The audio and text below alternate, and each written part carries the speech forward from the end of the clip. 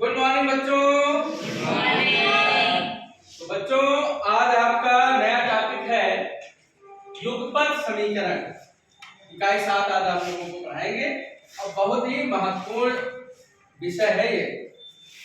Class 10th में जाएंगे तब भी आप इसको पढ़ेंगे और 9th में कक्षा 8 की तुलना में थोड़ा कम पढ़ेंगे चैप्टर। कक्षा 8 में पढ़ेंगे या फिर कक्षा 10 में पढ़ेंगे जाके। बात समझे कि नहीं? बहुत ध्यान से समझना, बहुत ही महत्वपूर्ण आज टॉपिक शुरू हो रहा है आपका। ऐसे तो महत्वपूर्ण सभी टॉपिक है, ठीक है। तो बेटा युगपत समीकरण क्या है?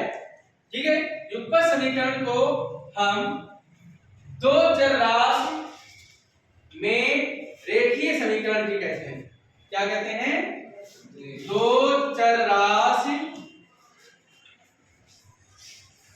में रेखीय समीकरण। रेखीय समीकरण तो बेटा दो चर राशि में रेखीय समीकरण, इसको अंग्रेजी में कहते हैं लीनियर इक्वेशंस इन टू वेरिएबल। तो चर अचर के बारे में आपसे पिछले इकाइयों में डिस्कशन हो चुका है। चर वे राशियां होती हैं, चर क्या होते हैं? वे राशियां होती हैं जिनकी डिस्टिंक्ट वैल्यूज होती हैं, ठीक है। जिसके ऐसे संकेत जिनके विभिन्न मान होते हैं उनको चर राशियां कहते हैं, चर कहते हैं। अचर क्या होते हैं? वो संकेत जिनके मान अपरिवर्तित रहते हैं उनको हम क्या कहते हैं? अचर। कक्षा 8 के स्तर पे इतना समझना जो है काफी है, ठीक है ना। अब दो चर राशि में रेखीय समीकरण। रेखीय समीकरण का मतलब होता है ऐसा समीकरण जिसका घात 1 हो। ऐसा समीकरण जिसका घात 1 हो उसको हम रेखीय समीकरण या लीनियर इक्वेशन कहते हैं। ठीक, इतनी बात सबको समझ में आ गई? तो इसका रेखीय समीकरण का जो व्यापक रूप होता है, मानक रूप जो होता है इसका, वो क्या होता है बच्चों? ax plus by plus c बराबर 0। अगर कहीं कोई समीकरण हो तो ये देख लेंगे दो चर राशि में कि इस रूप में है कि नहीं है। इस रूप में पहले लिख लेते हैं। अब बेटा इसमें जो a और b हैं, ठीक है, ये a b जो है आपके, ये आपके 0 नहीं होने चाहिए, ठीक है। अब हम करेंगे क्या? यहां पर सबसे पहले हम ये जानेंगे कि इसमें जिन जिन राशियों का उपयोग किया है उनको कहते क्या है। ए बी सी अचर है, क्या है बेटा? ये अचर। इनको हम इंग्लिश में कहते हैं कांस्टेंट। क्या कहते हैं? कांस्टेंट। और एक्स वाई बेटा ये क्या है? इसमें दो चर है। क्या है? दो चर। क्योंकि आप दो चर की बात कर रहे हैं, आप ये दो चर है। अब देखिए ये जो अचर है इनको भी कुछ कहते हैं। ये जो a है ये x के साथ गुणा में लिखा है। x के साथ कहां लिखा है? गुणा में। तो इसको कहते हैं x का गुणांक। क्या कहते हैं? x का गुणांक। इसे बेटा x का गुणांक कहते हैं। b y के साथ गुणा में लिखा है तो इस अचर को कहते हैं y का गुणांक। बात समझ पा रहे हैं?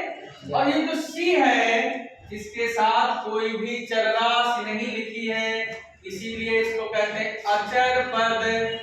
3 पद है, 1 2 3, तो इसमें तीसरा पद क्या है? अचर पद। ये अचर पद, इसको स्वतंत्र पद भी कहते हैं। स्वतंत्र पद, क्योंकि ये चर राशि से स्वतंत्र है, मुक्त है, इसके साथ में कुछ भी नहीं लिखा है, ठीक है। इसको इंडिपेंडेंट टर्म कहते हैं। इतनी बात सबको क्लियर हो गई? इतना आप लोग नोट कर लीजिए पहले। तो बच्चों इस पर कुछ हम उदाहरण देख लेते हैं, एग्जाम्पल देख लेते हैं। जैसे बेटा पहला एग्जाम्पल लिखा है 2x - 3y + 5 = 0। दूसरा x - y + y = 1। ठीक है ना? नोट करिए दो उदाहरण। अब आपको हम बताएंगे दो चरराशि में जो रैखिक समीकरण है उनके हल के बारे में। तो देखिए आपके कोर्स में एक चरराशि के रैखिक समीकरण का हल है, मतलब दो चरराशि में एक समीकरण का हल है और दो चरराशि में दो समीकरणों का हल है, जिसको कहते हैं रैखिक युग्म समीकरण। तो दोनों पे हम चर्चा भी आगे करेंगे। तो देखिए दो चर राशि में एक रेखीय समीकरण का हल, एक रेखीय समीकरण का हल।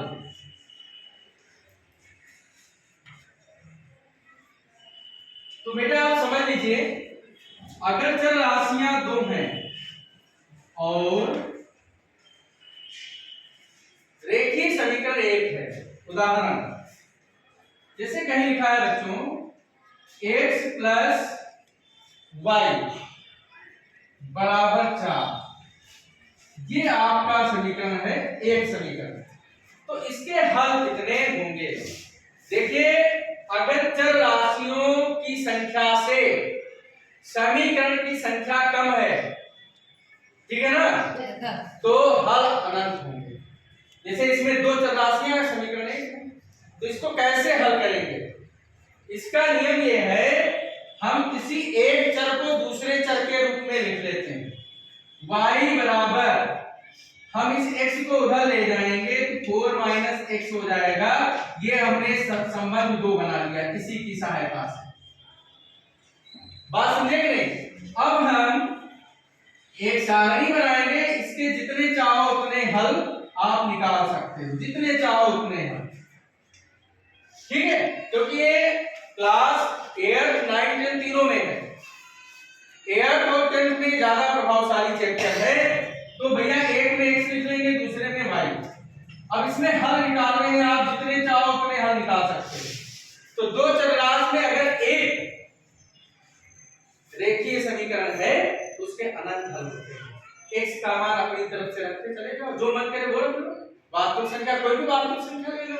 अगर हम x का मान 1 लेते हैं तो 4 - 1 क्या आ जाएगा? 4 - 1 क्या आ जाएगा? 3। तो y का मान 3 आ गया। अगर हम x का मान बच्चों 2 लेते हैं तो 4 - 2 का मान कितना आएगा? अगर हम x का मान 0 लेते हैं तो 4 - 0 कितना आएगा? 4। x का मान अगर √3 लेते हैं तो इसका मान 4 - √3 आएगा।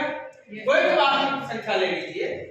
अगर आप यहाँ पर x का मान 4 लेते हैं तो 4 - 4 बच्चों क्या आएगा? 0।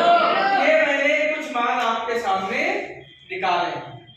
तो इस समीकरण के ये मैंने 5 हल निकाले। एक x1, 3 xy के मान, दूसरा 2, 2 x का मान 2 y का मान 2, तीसरा x का मान 0 y का मान 4, x का मान √3 y का मान 4 - √3, 4 का मान 0। इतनी बात समझ में आ गई? तो इस प्रकार से अगर कोई भी समीकरण दो चरराशि में दिया हो और अकेला समीकरण हो, सिंगल इक्वेशन, तो उसका मान निकालने का यही तरीका है। एक चरराशि को दूसरे के रूप में रख लेंगे और फिर कोई भी वास्तविक संख्या, प्राकृतिक, पूर्णांक, बात समझे कि नहीं, परिमेय, अपरिमेय, कुछ भी आप x का रखते चले जाएंगे, y का मिलता चला जाएगा। इसके लिए आप स्वतंत्र हैं। ठीक है? अनंत हल होते हैं, याद रखना।